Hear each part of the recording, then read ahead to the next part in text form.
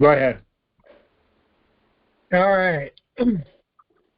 Um, I'm Wayne Medrud, and I'm here to talk a little about what I know about permaculture.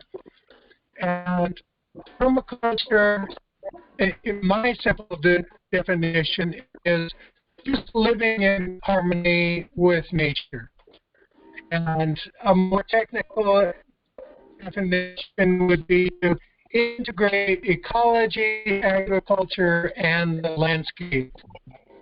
The permaculture, it was a term that was coined by David Holmgren and Bill Mollison in the early 1970s, and it has to do with uh, gardening, it has to do with the landscape, it has to do with water conservation. And um,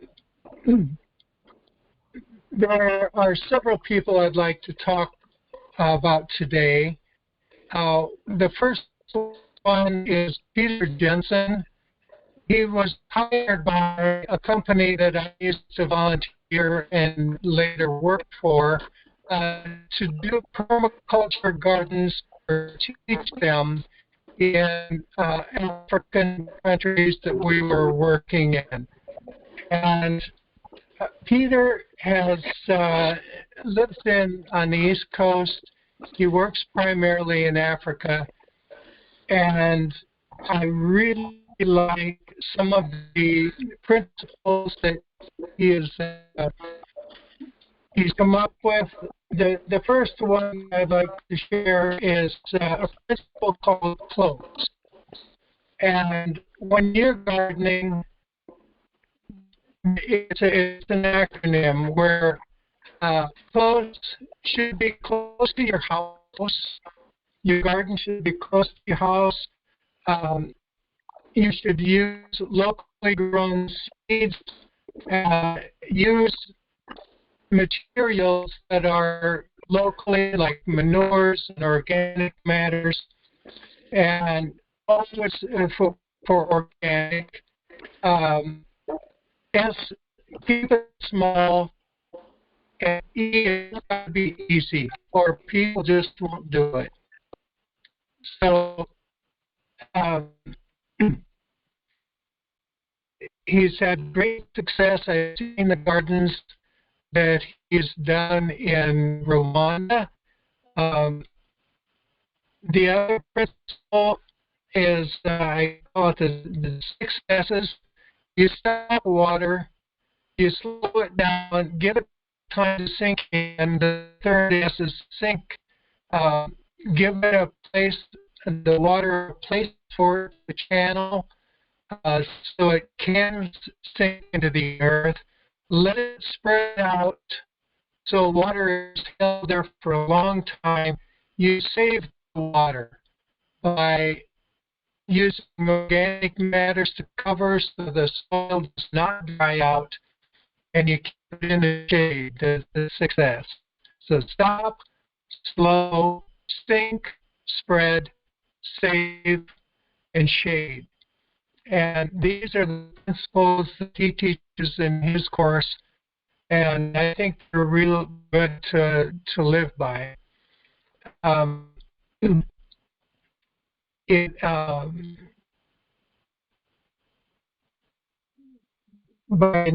By keeping your garden shaded with organic matter, you keep down the weeds. It's easy to pull weeds when the plants have to come up through a lot of organic matter, and you keep the UV radiation off the soil to keep it from drying out.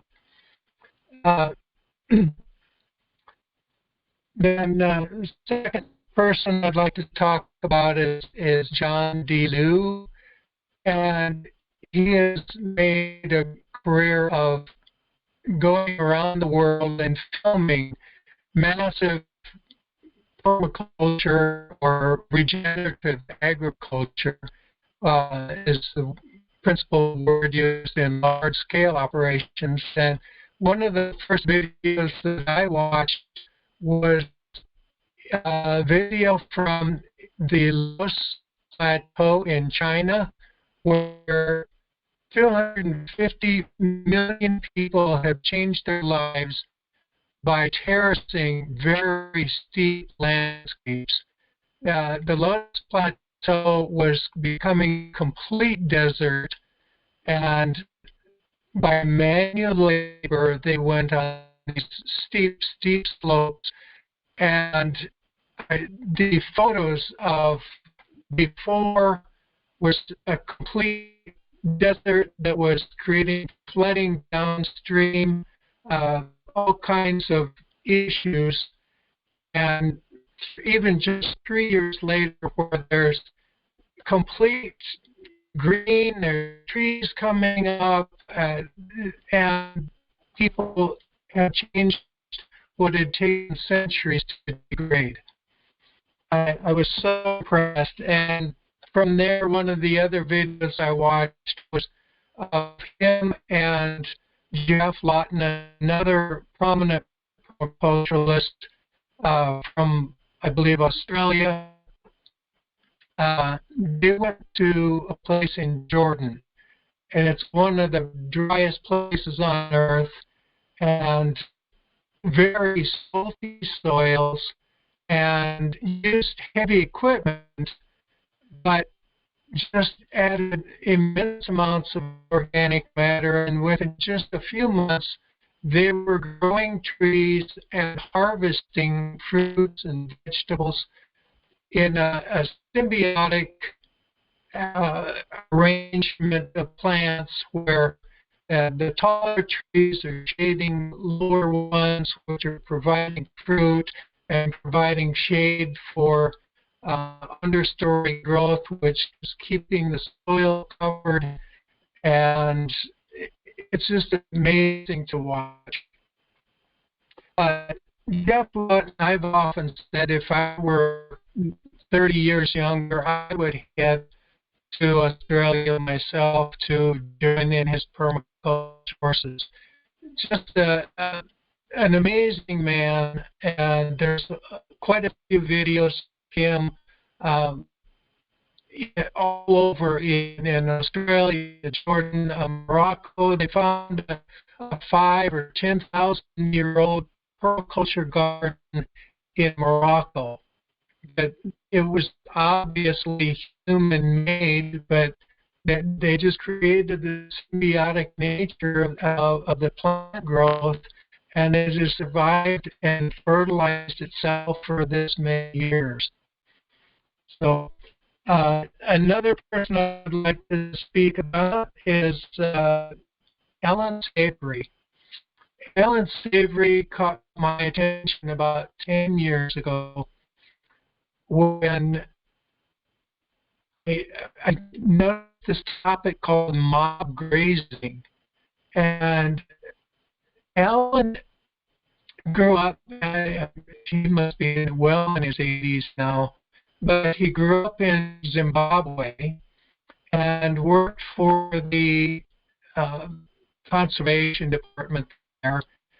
In the mid-1970s, they noticed all the desertification that was going on. And they thought the elephants were ruining a landscape. And he and his colleagues agreed that the elephant herds must be reduced, much to his heartache. And in 1975, I believe, over a 2-year period, they killed 75,000 elephants. And to his horror, the problem got worse. And he said it was at that point he decided that he would spend the rest of his life dedicated to finding out exactly how this could happen. And what he discovered was when large herds with predators roam through the African savanna.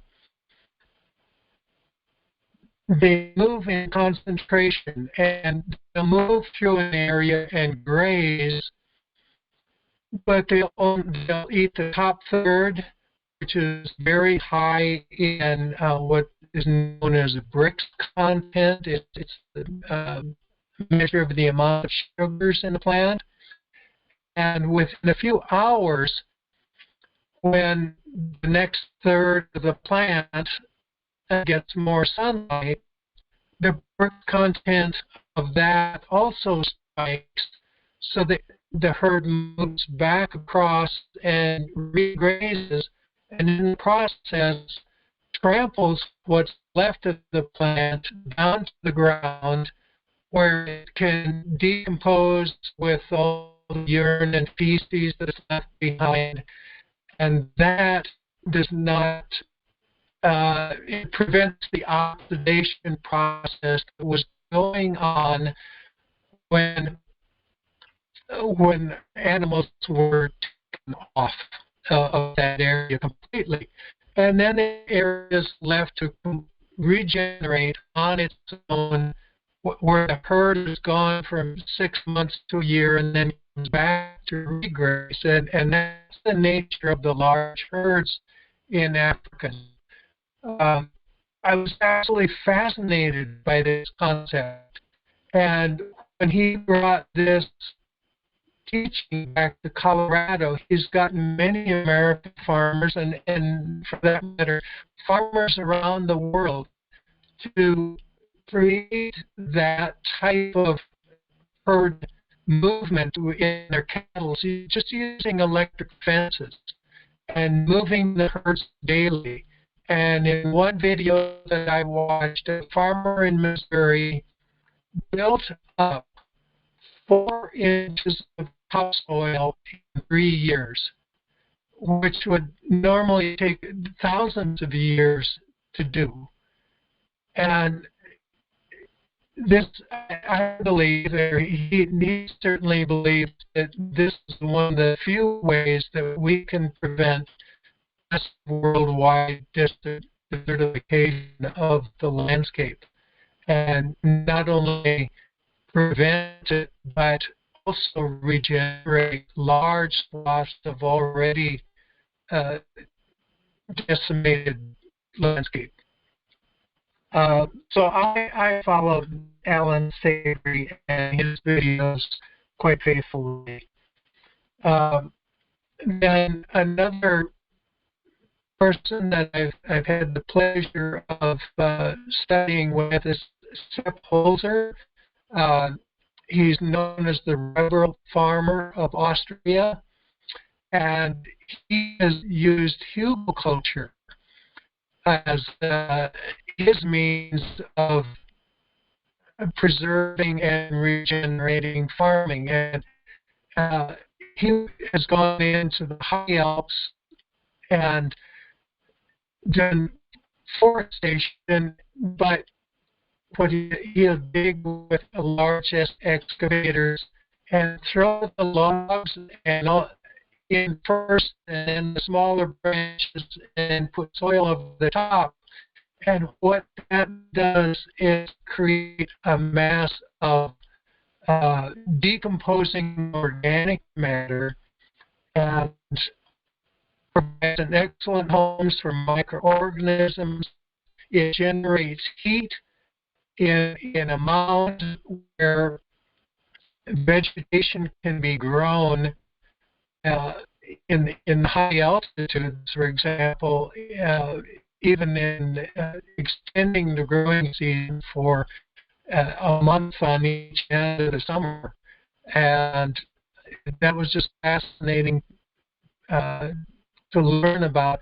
He was actually here in my local town in Western Washington on a couple of different occasions, and although I wasn't able to attend his workshops, I did hear him speak at the local Grange, and after he left, I took part in creating some of these table beds.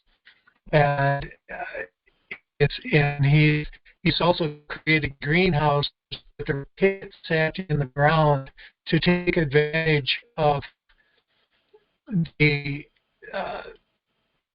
deep soil temperatures that average out the the extreme temperature changes in the soil, and he just put the greenhouse plastic over a pit in the earth and extends the growing season that way.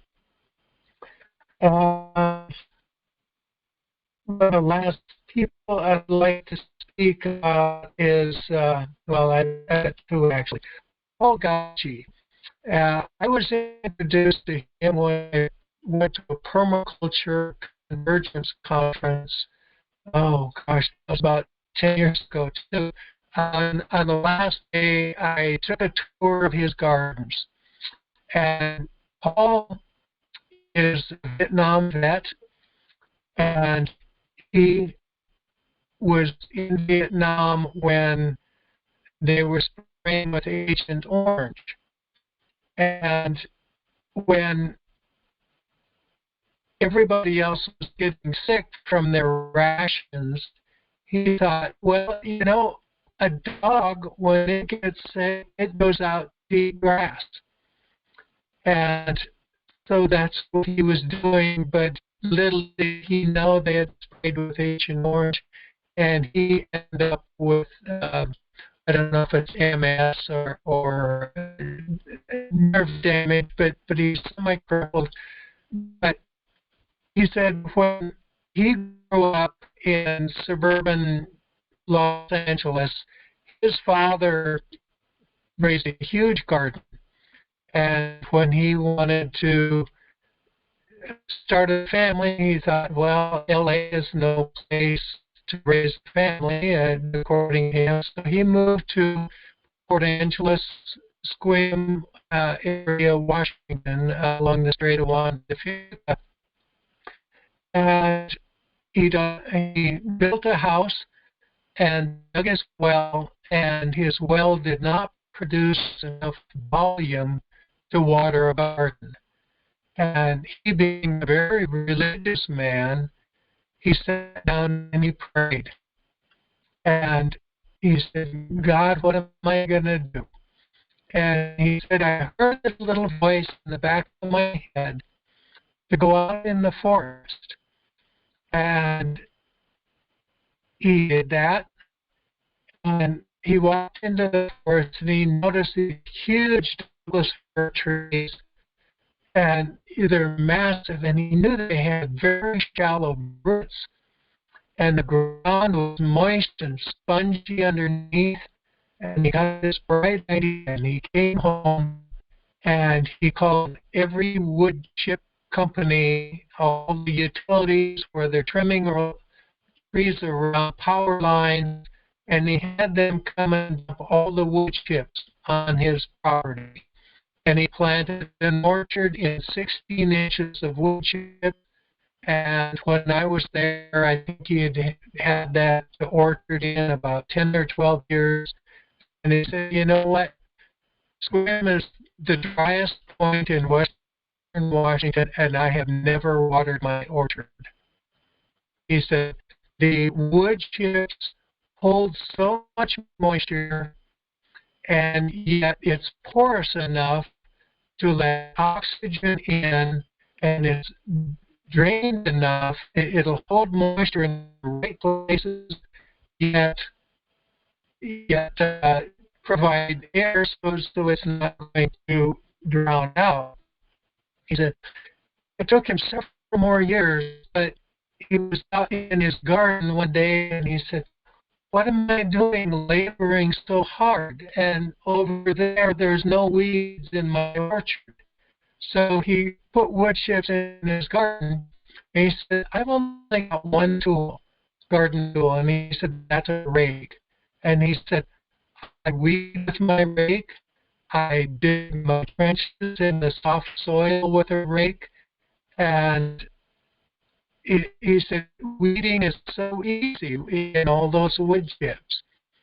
And I got real excited when I heard this, and myself and another friend actually chartered a bus for locals to drive the 3-hour drive up there for uh, a conference demonstration, if you will.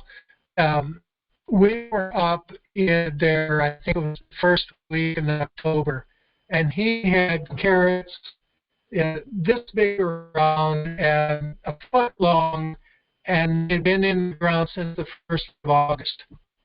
He had planted seed the 1st of August, and they were just the sweetest carrots I'd ever tasted. And fruit just hanging heavy from his trees. It was pretty amazing. And from there, I learned about biochar, which is basically charcoal that has been inoculated with fertilizers and microorganisms. And I have land that I burned a lot of brush and small branches, everything I couldn't cut up for firewood, just to clean the place up last summer. And I've got 15 huge trash bags full of charcoal now from the fires, and I'm going to sift that. I've already started inoculating. I'm using urine. I'm using mycelium, mycorrhizal, which creates a network of fungal material to communicate nutrients between plants. And you can plant deep-rooted plants that will pull up minerals from deep in the earth. Other plants will attract beneficial insects, and the network of this biochar and the mycelium. The biochar creates a very porous space, and it's just an ideal home for microorganisms to thrive, and that's between the mycelium or the mycorrhizal and the biochar. You get a very healthy, fertile soil. And I'm also inoculating it with human urine and other manures. And this will help create the orchard that I'm working on now. And back to biochar, one of the discoveries in the Amazon rainforest are these, what they believe to be ancient civilizations, that they didn't have citywide sewage systems. So they're theorizing that people would bring their own feces and urine to a central point, and it was burned because they're finding huge concentrations of what they refer to as terra preta, or the other name biochar, terra preta or biochar. And the last guy I want to talk about is Paul Stamets. He's local here in Western Washington, and I had the privilege of, when I was a heating contractor, to install a geothermal heat pump system on his home, and got to know a little bit more about what he was doing. But there are many videos out on YouTube about Paul Stamets and the mushroom growing micromycelium stuff that he's discovered mushrooms that when planted in Japan, where the meltdown of the nuclear power plant was, he can concentrate all that radiation in mushrooms and neutralize the soils with mushrooms. And he's worked with the Department of Energy or the EPA to use mycelium or fungal material to eat up oil spills in the Gulf of Mexico. So all of these different things, I'm sorry if this has gotten a little bit scattered, but all of these things help to create a regenerative environment that is so badly needed in our environment today. So with that, I will open it up to questions and fire away. Wayne, that was amazing. I think your expertise is beyond what we expected here tonight. I think so. We appreciate that. Oh, well, you know, I can regurgitate what I've seen on videos, and you know, I'm still in my own infancy on learning and experimenting with all of this myself. So I can't speak from a deep voice of experience, but there's such a wealth of information out there. Right. Heather, would you like to come in with your speaker on, your microphone on? Everybody's, there. Oh, sorry. Okay.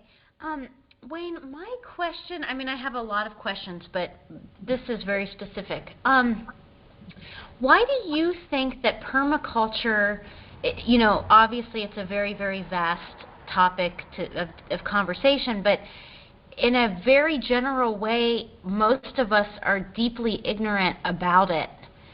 Why do you think that is? Do you think it's a lack of interest? Do you think that because it's, as much as it, in its own way, it's ancient, it's also very progressive, shall I say, nature technology? Well, I mean, yes, please.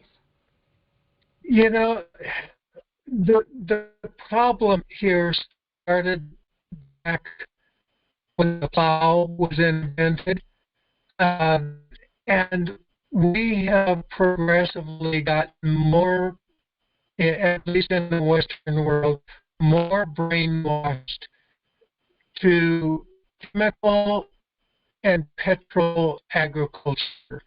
And, you know, I grew up on a farm in southwest Minnesota, and by the time I reached the age of 8, I knew I was going to be a farmer, and I geared all my high school courses to agriculture, and, you know, I was loving farm machinery and all the power with tractors, and you know, my life in my early adulthood took a very 90-degree turn, maybe even 180.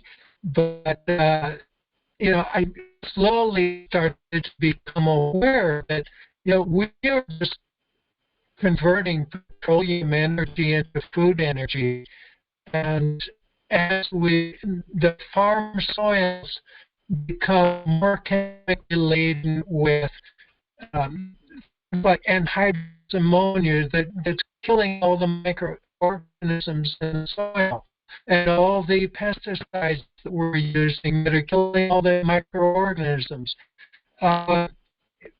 This cannot continue. We are on a very short rope, so to speak, with how many years we have left to produce foodstuffs anymore that, you know, that are progressively lower and lower and lower in nutrient value. You know, I heard a quote, it's been many years ago, that, for example, spinach, it has, just a small fraction. Now, I'm not even going to quote what the fraction is of the spinach grown, say, in 1950. So we have to, as individuals, I don't care if you're living in a city in an apartment, grow something on your back deck, or if you have lucky enough to have a yard, grow something and grow it in the principles that are organic, that utilize a lot of organic matter, and start feeding the soil, and it will give back to you.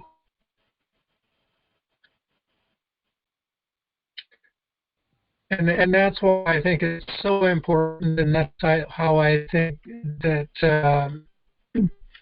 we need to really drastically change how we view food, and not think we can just get it at the supermarket anymore.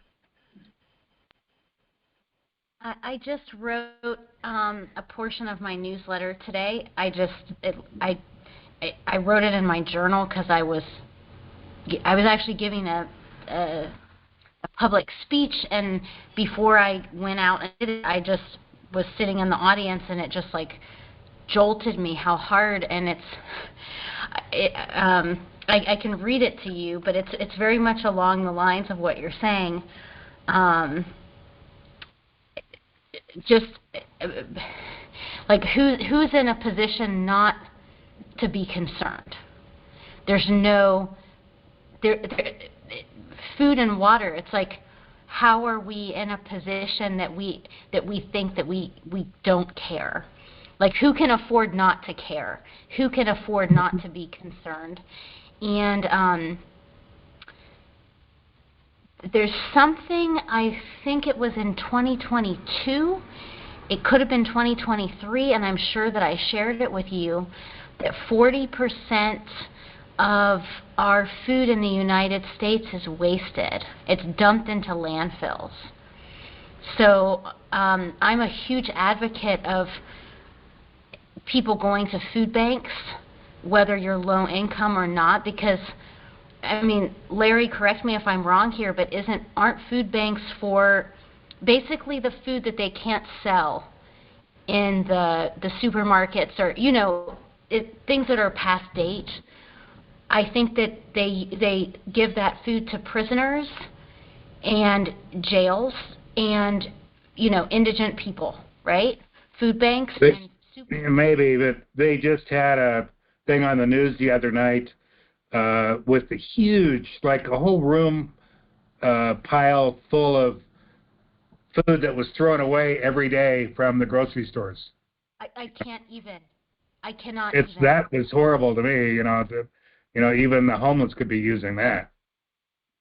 Oh yeah, and I mean that's why it's horrible too, because at least in Colorado there's so much like organic food, and there's so much in general wealth, that the food banks like in Fort Collins where we stayed, or around Boulder, they're trying to give food away, and they don't even ask you. Like in Ohio, they want to see your income, they want to get your details, like, are you eligible for the food bank? And in Colorado, most of them just let you in. They don't care. They just look to see if you have a driver's license or an ID.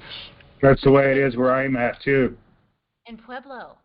Yeah, they're just, from people I know that get that kind of stuff, people will just get huge boxes full of food, and no questions asked. Even if you didn't want it, they just give it to you because they have to get rid of it. Hello? Yeah. And I know that this sounds crazy, but I'm going to write about this in my newsletter. Like, we should all be going to food banks, and it shouldn't be, because that's part of that huge 40% that you're talking, or that the 40% I'm talking about, and what you're talking about, Larry, that you saw this, was it a photo or a video of this like massive food dump? That food bank food is a huge part of it because the food bank is the last stop before they stick it in the landfill. And it's absurd to me, and we should hear from Kinjal as well. Yeah. Am I audible? Yes, you are. Yes. Wayne, what an enlightening session, and it was a pleasure listening to. Permafrost, I was aware of. Permaculture was so informative. If I may still add, and I don't know which part of India is Heather right now, but in south of India, we've got a concept called ZBNF. I'm not sure how many of us here are aware of this. This is called Zero Budget Natural Farming. It's ZBNF, Zero Budget Natural Farming, which is necessarily the fundamental philosophy is so similar to what Wayne was describing in the form of permaculture. And so the basic idea is that if you take from nature what is suitable for nature, and in the sense to produce whatever you want in agriculture, but whatever inputs you're taking from is also natural, it is also economical. And which is why this concept is called the zero budget natural farming, because if you're taking the ingredients from nature, it is very likely that it suits the atmosphere, it suits the soil, it suits even the farmer labor, the drudgery tends to reduce in the form of less weeds and harmful chemicals is absolutely a no-no. No form of fertilizers, no form of pesticides, insecticides, fungicides to be used.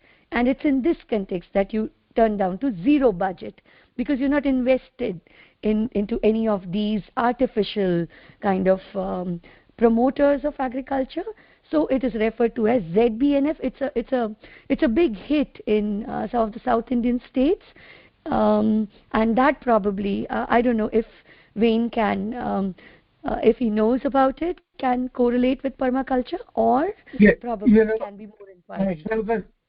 I haven't heard those terms before, but I have been to India several times myself, and am aware of some of the organic farming that is going on there, and it's probably more prevalent there than it is here in the U.S. And I think there was a huge wake up in India back when the GMO cotton was first introduced there, and where the big agriculture companies sold the cotton seed to the farmers, and it failed. And then when the goats and the sheep ate it, they died from it. And it was such a horrific time for farmers in India, and they were in debt because the crops failed, their animals died. The suicide rate was unthinkable.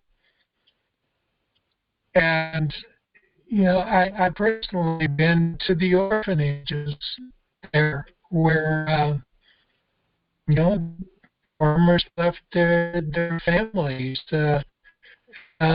Is an extremely sad thing, and so that was me. I hope that I can say that was a turning point in Indian farming and the methods that they're using.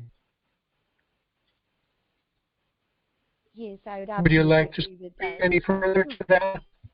So traditionally we've been organic. It's just now more fashionable to term it organic in the more ultra-modern ways. Otherwise, traditionally, it was only what we refer to as a green revolution, where we introduced all sorts of stimulators in the agriculture. Some required, some which we could have done away with, or probably more wisely used, but we fail to do that in some aspects. And so we are now again trying to lean towards, we have an entire province which is now organic in the Northeast. And this particular case, which I was talking to you about for the sake of satiating curiosity of everyone in the panel here, it's from Andhra Pradesh, the province called Andhra Pradesh, where if anyone of you is interested in further reading about it, I've put the details in the chat. But it was truly enlightening, Wayne, to listen about permaculture, about which it's again, I would agree with Heather that I was equally ignorant about so many dynamics involved there. Thank you so much for enlightening. No, thank you. Yeah. Wayne, I have a I think Hi, I've got it's my travels worldwide that have made me so aware of the need for change.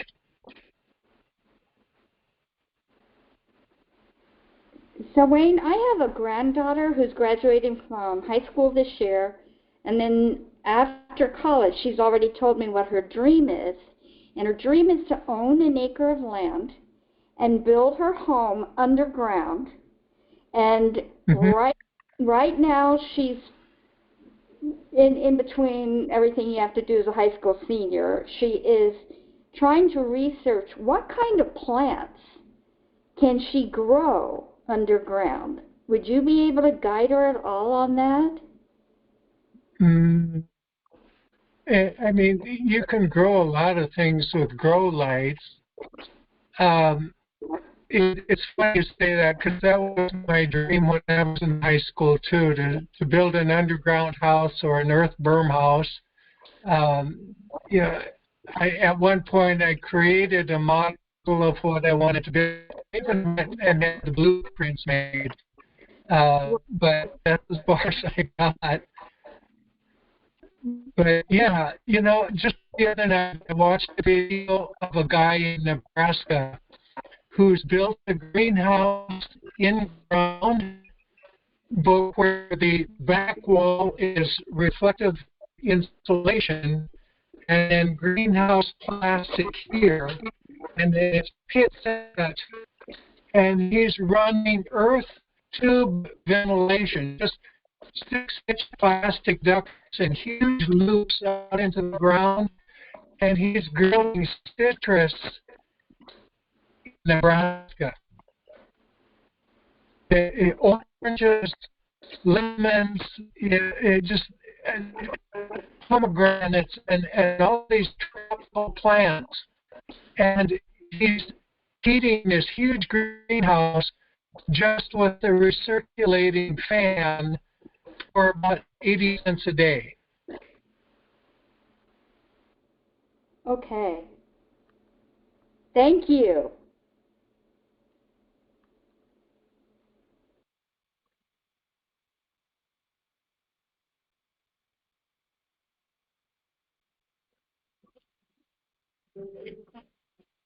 Any more questions, Heather?